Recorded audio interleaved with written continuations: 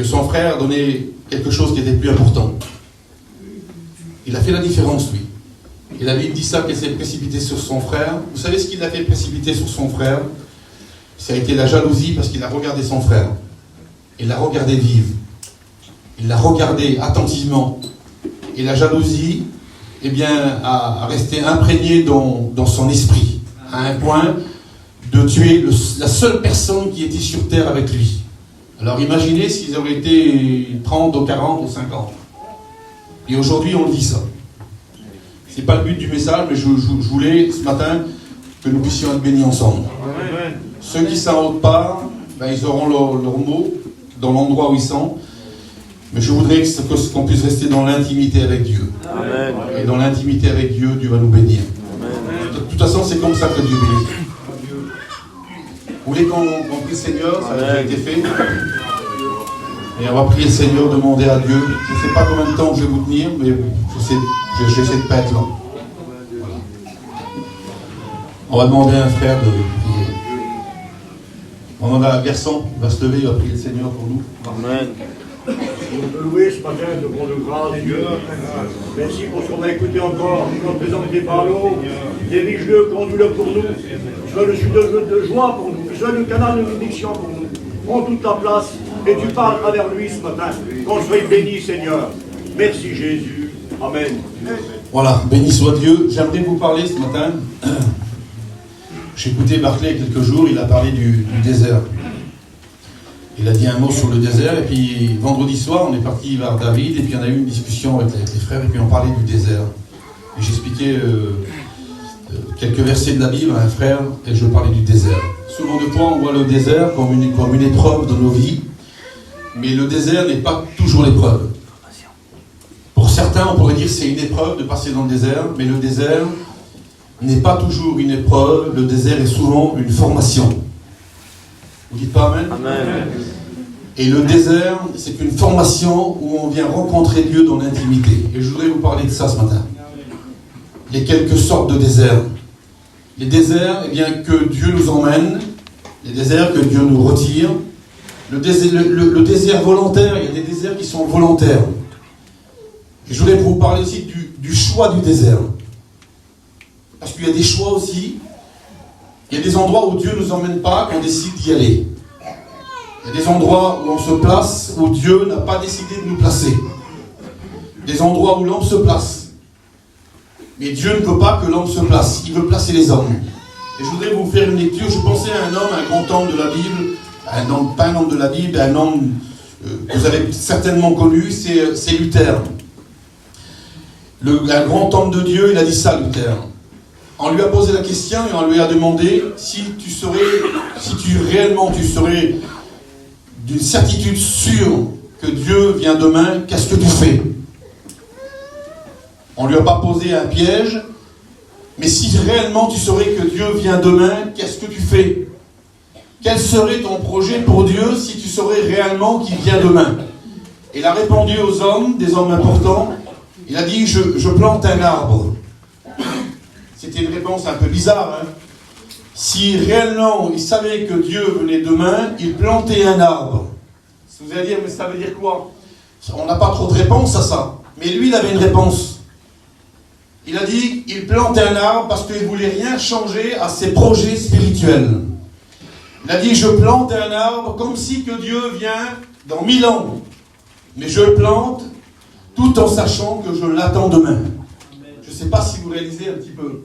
Il est capable, il a dit, je plante un arbre tout en sachant de travailler pour Dieu comme si que Dieu venait dans 1000 ans. Mais je le plante tout en sachant de l'attendre demain. C'était les projets de l'homme de Dieu. Et nos projets à nous ne sont pas basés sur la terre, mais nos projets à nous sont basés sur la Bible, sur la parole de Dieu, sur la vie qu'on mène avec Dieu, l'intimité avec Dieu. Parce que dans la réunion, tout le monde peut être gentil. On peut venir, comme j'ai dit quelques jours, on peut venir avec nos plus beaux vêtements, on peut parler gentiment, et puis des fois dans nos maisons, c'est différent. On n'a pas la même vie chez nous.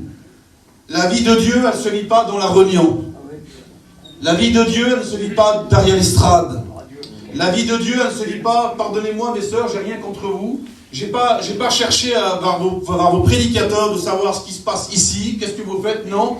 Parce que sinon on serait des égoïstes et le message serait faux. Ça serait faux, le message serait pas bon. On n'est pas comme ça, nous. S'il faudrait faire un message et en cherchant la vie de tous les gens, ben on vous parlerait pendant des heures et des heures. Mais ça ne viendrait pas de Dieu, ça viendrait de l'homme. Et ce qui vient de l'homme, ça ne bénit pas. Il faut que ça vienne de Dieu pour que ça bénisse. Je ne sais pas quelle est votre vie, quelle est votre attitude, comment vous servez Dieu, comment vous aimez Dieu, je ne sais pas. On se connaît peut-être physiquement, mais je ne vous connais pas, moi. Et si je vous parle, c'est parce que je ne vous connais pas. Je disais ça l'autre jour à Nevers. Si je parle dans la liberté, c'est parce que je ne vous connais pas. Je connais Katé, c'est mon oncle, je connais Mouka. Mais même intimement, je ne les connais pas intimement. Je ne sais pas dans leur cœur, moi je ne vous connais pas à vous aussi. Et si je parle, c'est parce que je ne vous connais pas. Ça serait trop égoïste et trop vilain de ma part de parler d'une personne qui serait dans les rangs et connaisse sa vie, qui parle de lui. Je voudrais que Dieu puisse nous bénir. Que Dieu puisse nous remplir. Gloire à Dieu. Vous voulez que je vous lise un passage de la Bible? Gloire à Dieu. On a prié, non? Pas prié encore. Si, c'est bon. Alors je vous lis un verset de la Bible. J'ai trouvé ce petit verset et je voulais le commenter avec vous. Dieu m'a donné ce petit verset. Alors il est dit ça dans le livre d'Osée 2, verset 16.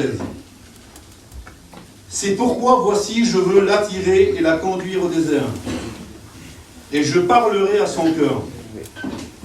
Là, je lui donnerai ses vignes et la vallée d'Accord comme une porte d'espérance. Et là, elle chantera comme au temps de sa jeunesse. Et comme au jour où elle remonta du pays d'Égypte.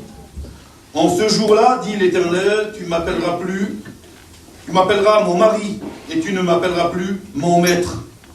J'ôterai de sa bouche les noms des Baals, afin qu'on ne les mentionne plus par leur nom. Je refais la lecture pour que vous puissiez comprendre.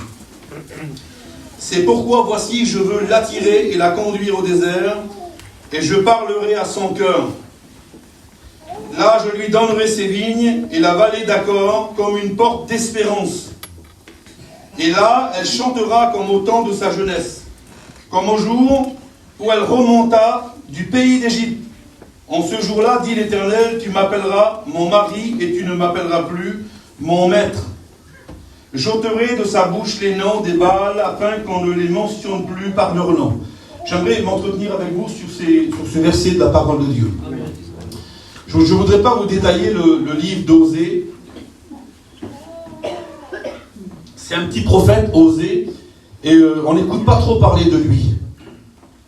Et si on détaille son histoire, si on détaille son foyer, c'est pas un exemple pour nous. Le foyer n'est pas un exemple pour nous. Le foyer n'est pas bon pour nous. Mais si on regarde sa vie à lui, elle est bonne. Il a une bonne attitude. Alors regardez ce que Dieu fait. Dieu veut choisir un foyer.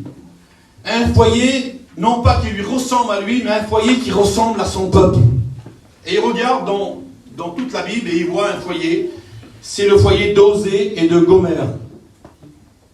Et puis Dieu veut leur parler. Et il dit ça. C'est pourquoi je veux parler à son cœur et l'attirer au désert. Parce que le désert, c'est le meilleur endroit pour Dieu de parler à un cœur. Et puis Dieu veut se montrer à travers Osée et ce foyer.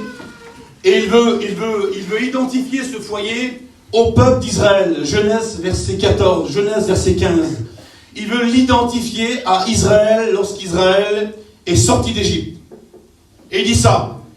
Tu ne m'appelleras plus mon maître, mais tu m'appelleras mon mari. Parce que Dieu avait trouvé bon de dire que le mari, il y a plus d'intimité que le maître. Et c'est ce que Dieu voulait montrer à travers ce foyer d'Osée.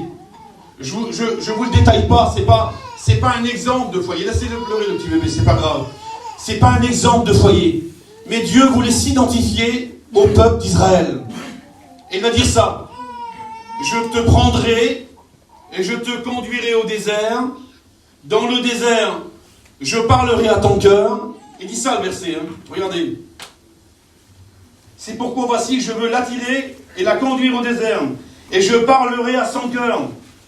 Et là, je lui donnerai ses vignes et la vallée d'Achor comme une porte d'espérance.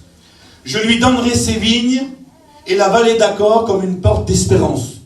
Certainement que vous lisez la Bible. Dieu n'a pas dit qu'il allait donner des vignes dans le désert. Et ça, c'est une fausse interprétation. Parce que dans le désert, Dieu ne pouvait pas donner des vignes au peuple qui était errant pendant ces 40 années. Les vignes, c'était pour Canaan. C'était la promesse que Dieu avait donnée à son peuple. Pas dans le désert, parce que dans le désert, il faut trop de temps pour planter des vignes, l'arroser, la cultiver. Et il fallait qu'il bouge sans cesse. Mais il dit que je donnerai des vignes. Et la vallée d'Achor comme une porte d'espérance. Seigneur, eh bien oui, c'est ce que Dieu veut faire. Dieu veut attirer son peuple. Et il prend ce foyer d'Osée, en sachant que la femme n'est pas une femme d'exemple. Mais il prend ce foyer-là, parce qu'il a comparé à Israël. Lorsqu'Israël est sorti d'Égypte et qu'a passé la mer Rouge, il y avait un désert pour Israël, c'était un choix difficile. Mais c'était aussi un choix personnel. Parce que ça ne devait pas être facile pour eux de sortir de ce pays en sachant qu'en Égypte, dans l'esclavage, il y avait l'abondance. Et nous, on ne voit pas ça. Dans l'esclavage, il y avait de l'abondance. Je ne sais pas si vous réalisez, on dit, le peuple était pendant 430 ans esclave en Égypte, oui, mais pendant ces 430 années d'Égypte, on dit ça, que le peuple d'Israël était plus nombreux que les Égyptiens. À un point qu'on voulait faire mourir tous les premiers-nés pour que le peuple ne se multiplie pas. Et lorsque le pharaon de l'époque s'est aperçu qu'Israël allait tout simplement, en grandissant, il avait décidé de faire mourir tous les petits jeunes, tous ceux qui naissaient. Mais le peuple, en Égypte, il y avait de l'abondance. C'était de l'abondance.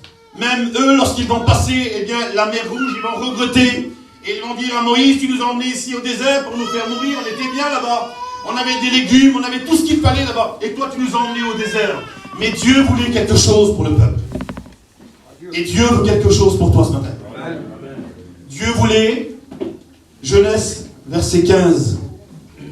Comme il a parlé à Abraham, il a dit, de toi sortira une multitude, et ce peuple sera errant, sera dans la servitude, c'est-à-dire sera esclave. Il va dire, de toi sortira des rois.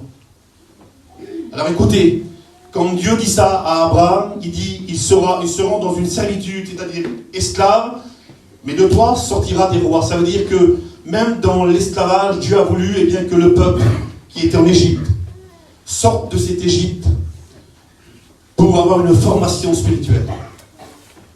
Et c'était pas, il y a quelque temps, je regardais, c'était à peu près 630 ou 640 kilomètres.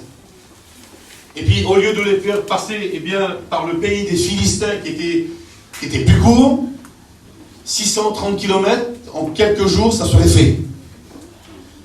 Mais Dieu voulait les former. Dieu voulait qu'ils oublient l'Égypte. Parce qu'ils étaient tellement bien, tellement enracinés, de père en fils, de l'abondance en abondance. Alors, je ne sais pas si vous comprenez ça, c'était de l'abondance dans l'esclavage. Ils avaient tout ce qu'il fallait. Ils avaient construit leur maison en Égypte.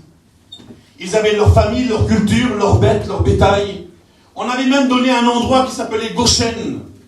C'était quelque chose d'important, Goshen, à un point qu'ils se plaisaient en Égypte. Mais ça devait être un choix difficile pour eux. Et un choix personnel.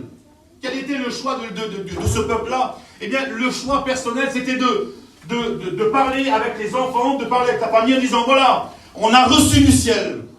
Parce qu'en réalité, comment que Moïse a fait pour parler à 600 000 personnes et convaincre 600 000 personnes? Parce qu'on dit qu'ils étaient 600 000. Comment que Moïse s'est pris? Le pasteur a du mal à parler à on va dire 50, 100, 150 personnes. Il n'y en a pas cette place. Comment que Moïse a fait pour parler à 600 000 personnes? Est-ce que ça vient de Moïse? Est-ce que c'est Moïse qui a convaincu le peuple de sortir? Ou alors est-ce que c'était la main de Dieu qui était puissante, qui a parlé à chaque cœur? Eh bien, Dieu s'est manifesté comme ça. Dieu a parlé à 600 000 hommes. Écoutez bien, la Bible dit ça. 600 000 hommes et femmes, et il dit sans les enfants. Donc 600 000 personnes. Il fallait que Dieu convainque 600 000 hommes et femmes de partir de leur confort, de leur abondance. Il fallait qu'ils quittent l'Égypte parce que Dieu ne les voulait pas en Égypte. Ça a été une promesse, Genèse, verset 15. Et la Bible dit ça. Au lieu de passer par le pays des Philistins, à peu près 630 km, Dieu a dit, s'ils passent par le pays des Philistins, là-bas, il y a la guerre. Les Philistins font la guerre. Écoutez bien comment que Dieu est grand, comment que Dieu est amour. Et il a dit, c'est un peuple qui est fragile. C'est un peuple qui a de la crainte. C'est un peuple qui a besoin d'avoir une route nouvelle. Qui a besoin de marcher sur une route nouvelle. J'ai lu ça il y a quelque temps. C'était le premier ministre israélien, c'était David Ben Gourion, lorsqu'il est venu visiter l'État d'Israël, il a dit ça, lui. Il a dit ici, écoutez bien, j'ai lu ça il y a quelque temps, en 1935, il a visité l'État d'Israël, et il a dit ça, lui. Il a dit ici, dans le désert, Israël réussira à faire fleurir le désert. C'était impossible de faire fleurir le désert parce que l'eau ne tombait pas. Il n'y avait pas de pluie. Et ce désert-là, il s'appelait le désert du Negev. Et le mot Negev veut dire le désert d'extrême sud. Le plus chaud, l'endroit le plus chaud, le plus sec de la planète, c'était le désert du Negev. Et là, lorsqu'il est venu dans l'État d'Israël en 1935, il a visité tout l'État, il a regardé le désert. Et il a vu une étendue de désert qui n'avait rien. Et il a dit ça, lui. Il a dit, Israël réussira à faire fleurir le désert. Il était en train de prophétiser ce qu'Ésaïe, verset 35, chapitre 4, il avait écrit. Il a dit, le désert et la terre aride fleuriront comme la rose. Et comme il est venu, il a regardé toute l'étendue du désert, il a dit ici, ils réussiront à faire fleurir le désert. J'ai jamais été en Israël. Le désert du Negev, c'est l'endroit le plus chaud de la planète. Et aujourd'hui, écoutez bien, aujourd'hui, il y a des milliers et des milliers d'hectares de fleurs anémones qui poussent comme une rose. Dieu avait mis cette pensée dans le cœur de cet homme de Dieu. Il a dit, tu l'écriras, tu le parleras, et ça s'accomplira. Et il dit ça qu'aujourd'hui, dans le désert, on arrive à faire fleurir. Et dans le désert aujourd'hui, il y a de l'eau et des oasis. Et Dieu l'avait dit. Et j'aimerais te dire ça ce matin. Que dans ton désert à toi, Dieu va faire apparaître l'eau. C'était impossible, c'était impossible. Il dit ça, le désert et la terre aride fleurira comme la rose. Et il dit même ça.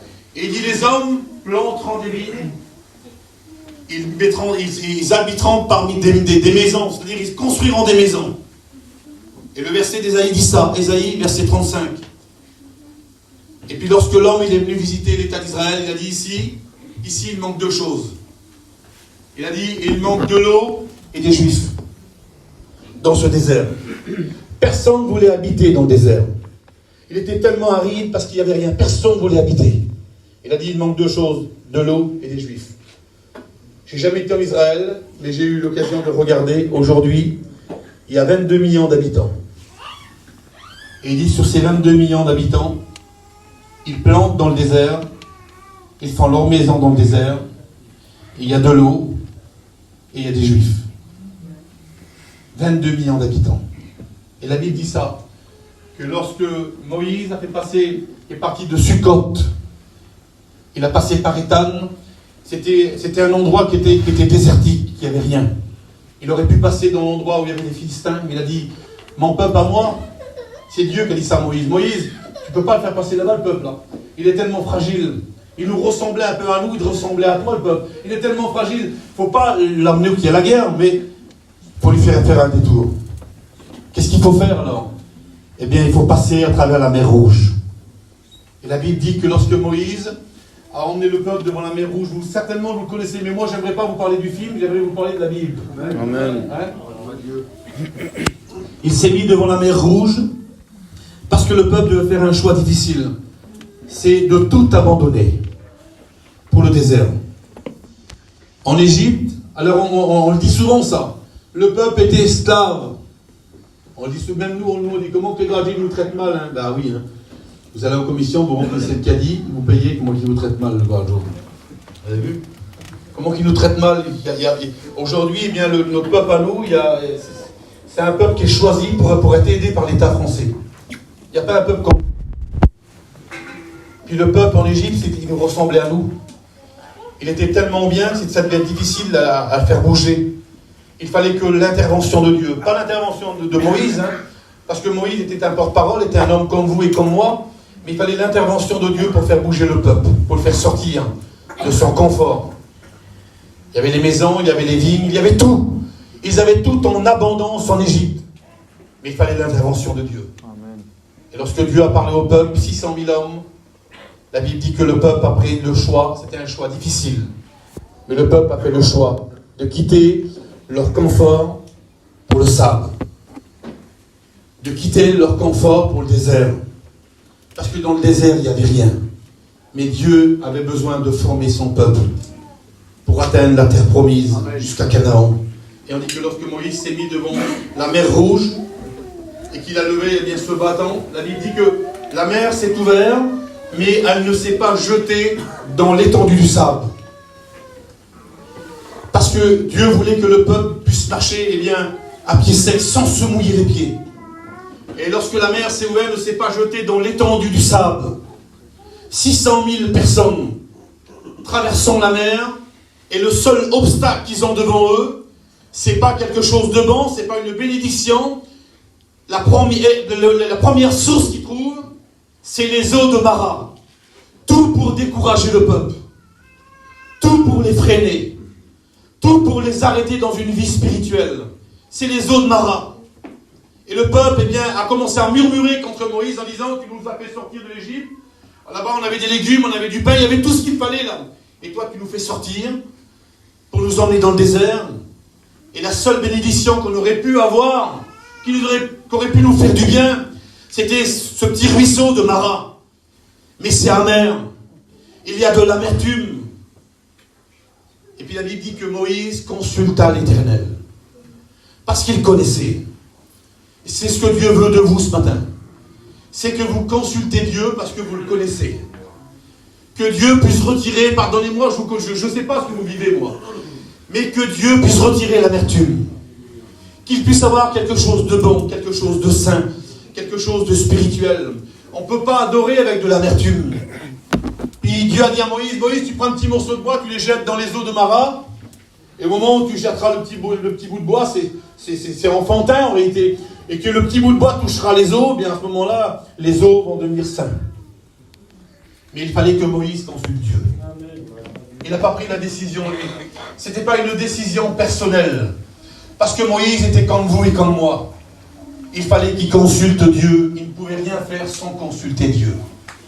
N'essayez pas de faire des projets sans consulter Dieu.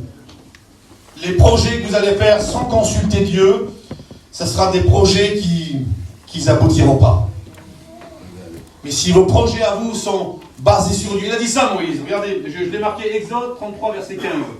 Moïse a dit à l'Éternel, si tu ne marches pas toi-même avec nous, ne nous fais pas partir d'ici. Mais il avait raison, il voulait une assurance lui. Moïse voulait une garantie. Si tu ne marches pas toi-même, Éternel, avec nous, ne nous fais pas partir d'ici. Il voulait que Dieu marche avec lui. Parce que son assurance et sa garantie à lui n'était pas le peuple, mais son assurance était Dieu. Et lorsque le peuple a passé, il a trouvé les eaux de Mara, le peuple a murmuré, il a jeté le petit morceau de bois qui était insignifiant en réalité. Et on dit qu'au moment où le petit bout de bois a touché l'eau, l'amertume est sortie. Mais à ce moment-là, écoutez bien, À ce moment-là, Dieu a parlé à Moïse. Et il lui a ouvert les yeux. Il a ouvert les yeux du peuple. Et il a vu au loin un oasis. Quelque chose d'agréable.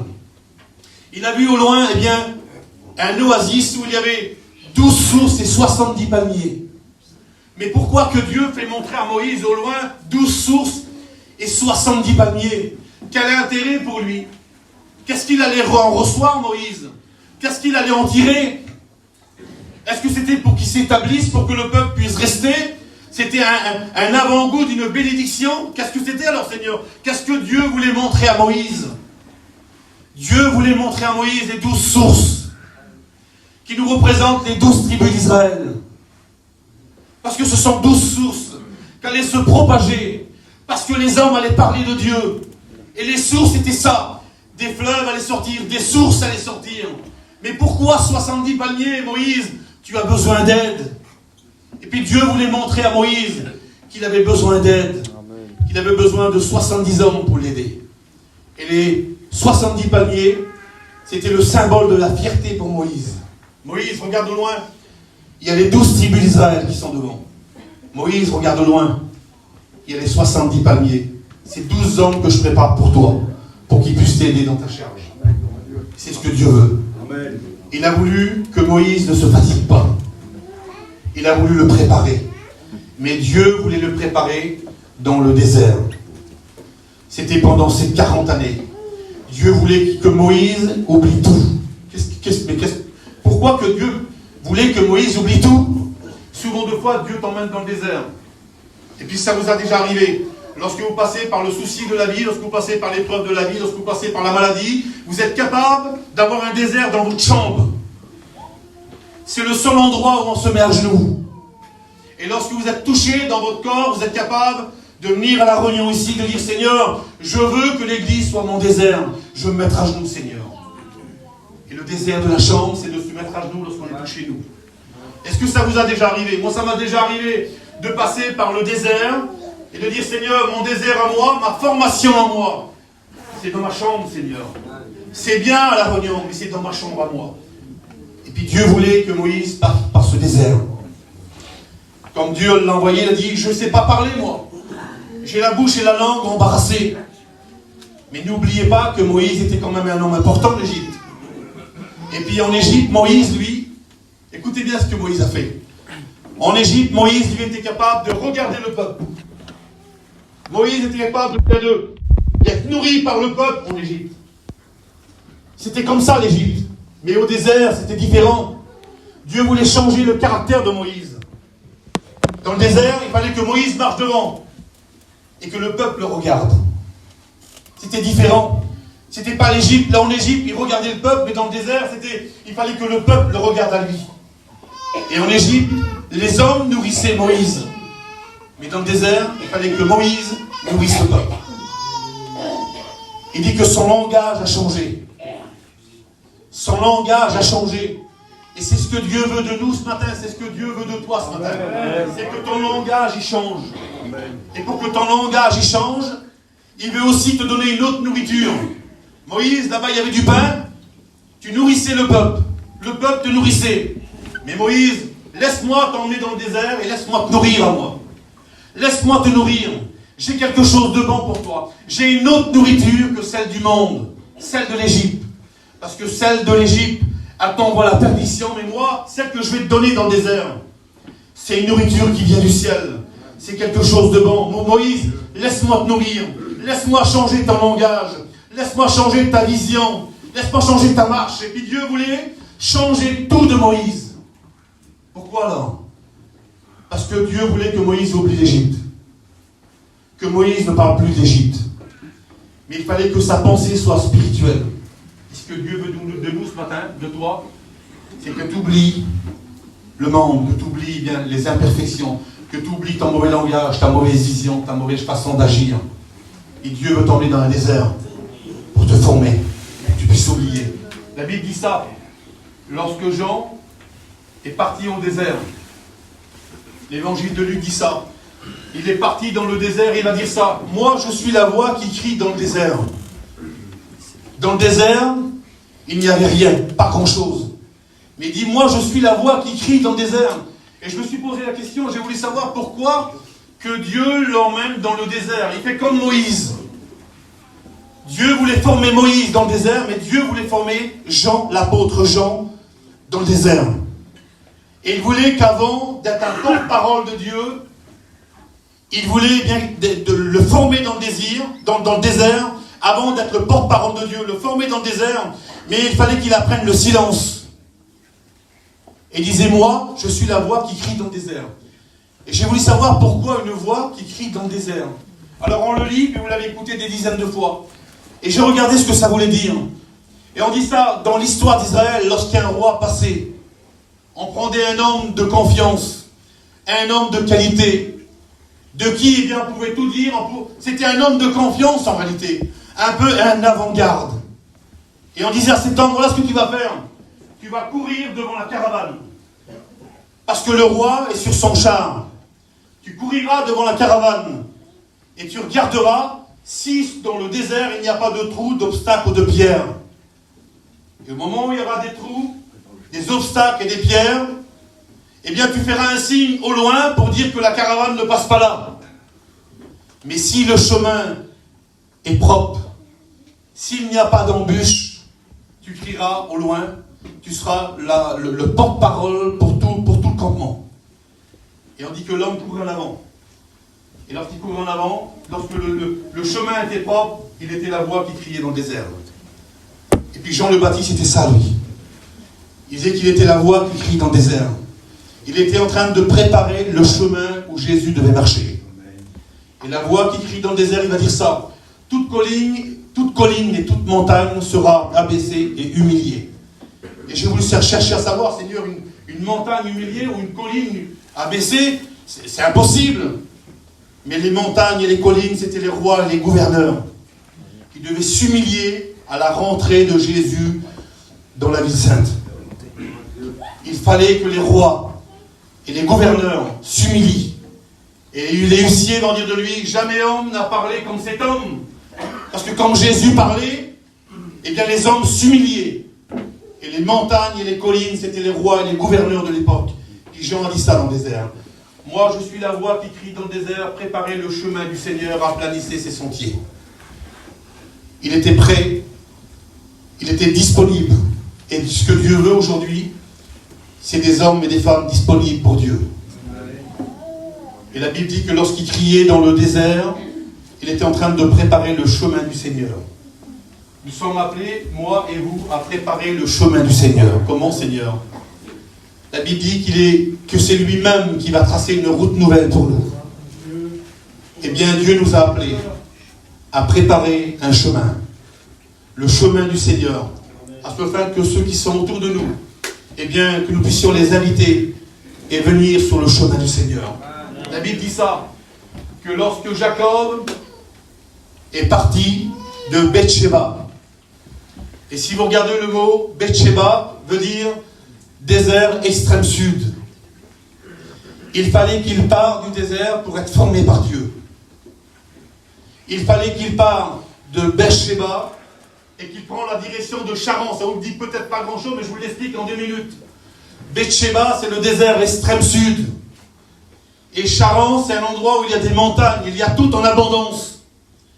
Il fallait qu'il parte de Bethsheba, le désert extrême sud, pour aller à Charan. Mais entre Bethsheba et Charan, il fallait que Dieu le forme et que Dieu lui parle. Et la Bible dit qu'il monta sur une montagne, où il passa la nuit. Et dans l'intimité avec Dieu, personne autour de lui, il n'avait pas oublié ce petit peu d'huile. Il s'endormit. Et la Bible dit que c'était la montagne de Béthel. Que cet endroit, auparavant, s'appelait Luz. C'était la maison de Dieu. Et lorsque l'huile a été versée, elle est appelée Béthel, qui veut dire lumière. Et la Bible dit qu'il s'endormit. Et pendant son sommeil, Dieu lui parla. Il lui ouvre les yeux dans une vision et lui fait montrer une échelle qui touchait le sommet de la terre jusqu'au ciel. Je ne sais pas si ça vous arrive souvent, mais lui, Dieu lui fait montrer une échelle qui touchait la terre et qui montait jusqu'au ciel.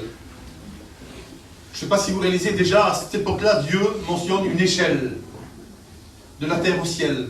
Et il dit que les anges descendaient et montaient, descendaient et montaient. Je ne sais pas quelle importance devait avoir cet homme-là, mais pour qu'il puisse voir les anges monter et descendre, c'était parce que Dieu était en train de le préparer. Et la Bible dit ça, que les anges montaient et descendaient, montaient et descendaient. Et j'ai voulu chercher à savoir ce que ça voulait dire. Quelle importance des anges monter et descendre pour un homme en réalité.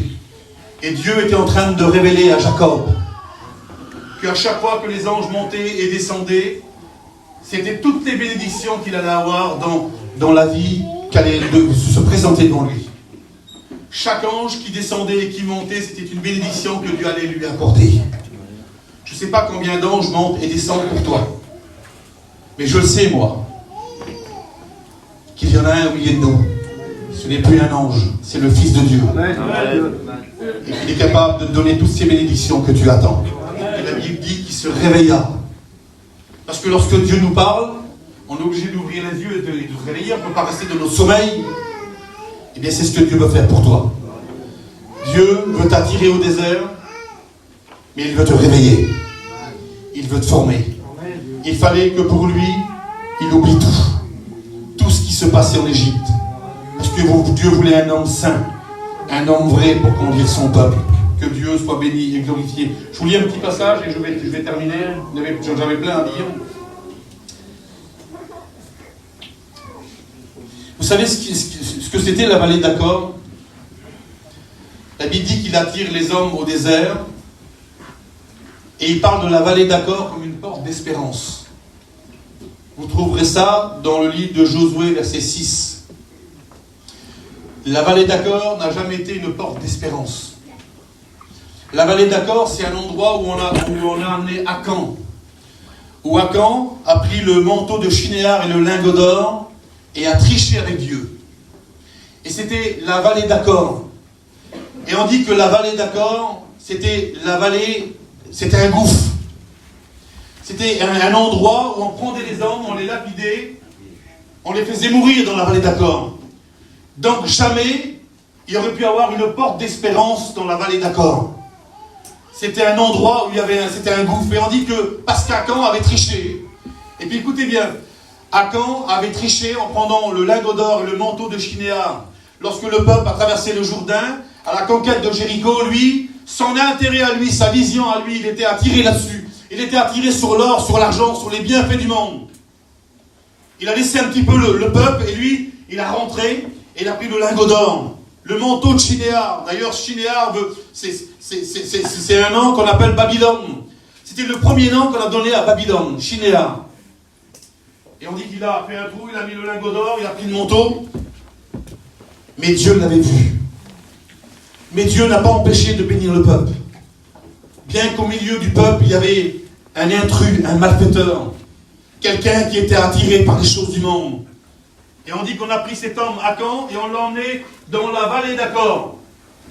C'était pas une porte d'espérance. C'était un gouffre. Et on a tué Akan, sa femme et ses enfants, toute sa famille. On les a anéantis dans la vallée d'Achor, dans le gouffre là. Mais là, Dieu est en train de dire, la vallée d'Achor, pour mon peuple, ça sera une porte d'espérance. Quelque chose de bon. Change la situation lorsqu'on est vrai avec lui. C'est plus un gouffre où on vient détruire les hommes, mais Dieu veut emmener les hommes dans la vallée d'Achor et faire de cette vallée une porte d'espérance. Et c'est ce que Dieu veut pour toi ce matin. T'emmener dans la vallée d'Achor pour qu'il puisse avoir une espérance pour ton avenir. Je ne sais pas si vous réalisez ce que Dieu veut faire de nous ce matin, ce que Dieu veut faire de toi ce matin. Je ne sais pas si j'ai trop parlé, mais je voudrais m'arrêter là. Et je voudrais qu'on ferme nos yeux, qu'on demande à Dieu de nous bénir, qu'on demande à Dieu de nous visiter. Il y a le désert de la formation pour Moïse. Il y a le désert de l'intimité pour David. Il y a le désert de l'humilité pour Agar. Il y a le désert volontaire pour Élie. Et il y a le désert, le choix du désert. Le choix du désert, c'était pour Lot. C'était un choix. on dit que Lot a choisi pour lui. Il n'a pas choisi pour Dieu. Il dit que Lot leva les yeux et choisit pour lui. La différence avec Abraham, il dit qu'Abraham, il attend que Dieu lui donne. La Bible dit que Lot planta ses tentes en direction de Sodome. La différence avec Abraham, c'est qu'Abraham leva ses tentes. Et il part en direction du désert. C'était un choix, le choix du désert. Pour David, c'était le désert de l'intimité. Et je parlais avec ça aux frères quelques jours. Il y a un seul endroit au désert où on peut avoir de l'intimité avec Dieu. C'est le désert d'En-Gedi. Et la Bible dit ça, que dans le désert d'En-Gedi, puis c'est normal qu'un homme de Dieu va dans le désert d'En-Gedi. Le désert d'En-Gedi, c'est l'endroit où David s'est rendu. Et on dit que le désert d'En-Gedi s'appelait Montagne du Chevreau. Et pourquoi Montagne du Chevreau? Parce qu'à En-Gedi, il y avait des cabanes de bergers. Il y avait des oasis. Il y avait de l'eau. Il y avait des sources. Et David a voulu trouver son intimité dans le désert d'En-Gedi. Je vous rappelle un verset de la Bible, certainement vous l'avez écouté. Quand Méliade a pris la parole, et il a dit à David, « À qui as-tu laissé le peu de brebis qui est dans le désert ?» Je ne sais pas si vous trouvez quelque chose de bizarre là-dedans. « À qui as-tu laissé le peu de brebis dans le désert ?» Parce que En-Gedi, il était appelé un désert, il était appelé En-Gedi, montagne du Chevreau, mais en réalité, c'est l'endroit où il y avait de la verdure. Où il y avait des cabanes de bergers, il y avait des montagnes, des oasis. Et lorsque son frère a pris la parole, il a dit, à qui as-tu laissé le peu de brebis qui est dans le désert? Mais il était en train de parler du désert d'En-Gedi. Et Dieu veut nous emmener dans l'intimité, dans le désert d'En-Gedi. Différent avec Agar, en Genèse, verset 16. Lorsqu'Agar, elle fuit sa servante, sa maîtresse, on dit qu'elle s'en va dans le désert de Chour. Et le désert de Chour veut dire mur. Je vous dis juste ça et je termine. Chour, c'était la direction de l'Égypte. Agar était une Égyptienne. Lorsqu'elle fuit, elle prend le désert de sa ville, de sa contrée, et elle va dans le désert de Chour. Et dans le désert de Chour, elle trouve une source. Et là, auprès de la source, l'ange de l'Éternel vient lui parler. Et il lui a dit ça. Que fais-tu, Agar, et où vas-tu? Et c'est ce que Dieu te dit ce matin. Que fais-tu, et où vas-tu? Et elle dit, je fuis ma servante, elle m'a maltraité, je fuis, je pars d'elle. Et l'ange lui a dit, Agar, retourne, mais avant de retourner, humilie-toi sous sa main. De s'humilier, c'est pas toujours facile. Comme on a raison de dire pardon, c'est pas toujours facile. Il a dit retourne et humilie-toi sous sa main. Et j'aimerais vous dire ces paroles, écoutez bien, au moment où elle a décidé de le faire, au moment où elle était d'accord de le faire, au moment où elle a dit je vais retourner, mais je suis capable de m'humilier sous sa main. Au moment où Dieu a regardé dans son esprit qu'elle était capable de le faire, Dieu a dit ces paroles à cette femme. Tu auras un fils et tu l'appelleras du nom d'Ismaël. C'était au moment où elle était d'accord de s'humilier. D'accord de dire, eh bien, même que ma servante m'a maltraité, je suis d'accord de retourner. Au moment où elle a décidé dans son esprit, dans son cœur de dire, je retourne, je m'humilie, Dieu lui a dit, tu auras un fils, tu l'appelleras Ismaël, il sera comme un âne sauvage, et il habitera en face de ses frères. Et aujourd'hui, ce que Dieu a dit à cette femme, Agar, aujourd'hui on le vit encore. La descendance d'Ismaël vit en face de ses frères. Il y a juste un mur qui sépare. Et le mur, les hommes l'ont construit. Juste un mur qui sépare. Et il a dit ça. Donc l'Éternel a dit, il habitera en face de ses frères, il sera comme un âne sauvage. Et c'est Ismaël. C'est le peuple étranger. Ce que Dieu veut de nous ce matin, c'est qu'on puisse se rapprocher de lui. C'est qu'on puisse être dans l'intimité avec lui, Seigneur. Seigneur, je ne veux pas prendre le choix du désert. Parce que c'est un choix difficile, le désert. Je ne veux pas faire comme Élie, Seigneur. Prendre une direction où tu ne m'as pas envoyé. Seigneur, je veux faire comme Agar. Je vais m'humilier, Seigneur. Je ne veux pas faire comme Lot, Seigneur. Ce n'est pas mon choix, le désert. Mais je veux que tu m'emmènes à En-Gedi, Seigneur. Je veux que tu m'emmènes sur la montagne du Chevreau. Je veux que tu me parles. Et on dit qu'à En-Gedi, dans la montagne du Chevreau, David a écrit le psaume 51, 12. Et il a dit ces paroles. Crée en moi, Seigneur, et renouvelle en moi un esprit bien disposé. Voulez-vous qu'on ferme nos yeux? Je voudrais demander à un frère de se lever.